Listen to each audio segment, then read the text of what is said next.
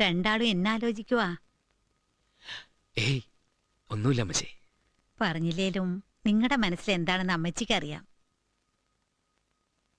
പണ്ട് ഇതുപോലൊരു സത്യത്തിന്റെ മുന്നില് ഞാനും പകച്ചു നിന്നതാ. അന്ന് മാത്തുട്ടിച്ചായൻ പറഞ്ഞ എന്നാന്നറിയാമോ? വെള്ളത്തി മുങ്ങി ചാവാൻ തുടങ്ങുമ്പോ ഏത് ഭാഗത്തോട്ട് നീന്തണമെന്ന് 4 പേരോട് ആലോചിച്ച് തീരുമാനിക്കാൻ ഒക്കെയില്ലെന്ന്. രണ്ടും കൽപ്പിച്ചങ്ങ് നീന്തുക. അവിടെ കാര്യങ്ങൾ നിശ്ചയിക്കുന്നത് ദൈവത്തിന്റെ ഇഷ്ടവാ.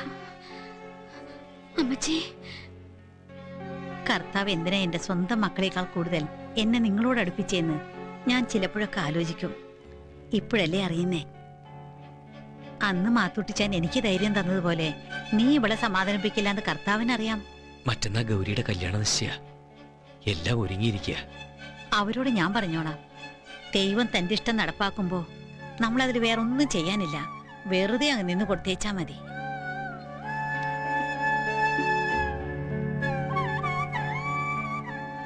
നിങ്ങൾ ദൈവത്തിന് പ്രിയപ്പെട്ടവരാ. നല്ലതേ വരൂ.